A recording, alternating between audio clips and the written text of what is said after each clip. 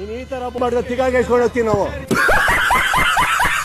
ಎಲ್ಲ ಒಂದು ಇದಿದೆ, ಈಗ ಪ್ಲೇ ಮಾಡಕ್ ಹೇಳ್ತೀನಿ ನನ್ನ ಕೊಲೀಗಗಳಿಗೆ. ಕಮಾನ್.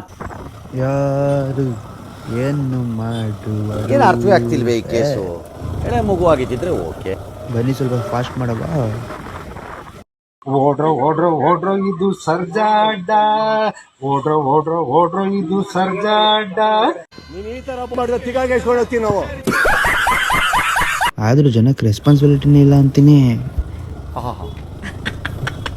ಏನ್ ಫಾಸ್ಟ್ ಹೊಡಿತಾರೆ ಕಣಪ್ಪ ಗಾಡಿನ.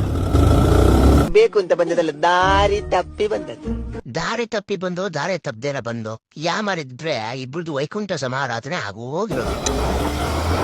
ಇವತ್ತು ಪೀಸ್ಫುಲ್ ಆಗಿ ರೈಡ್ ಮಾಡಕ್ಕೆ ಆಯ್ತಲ್ಲ ಗುರು.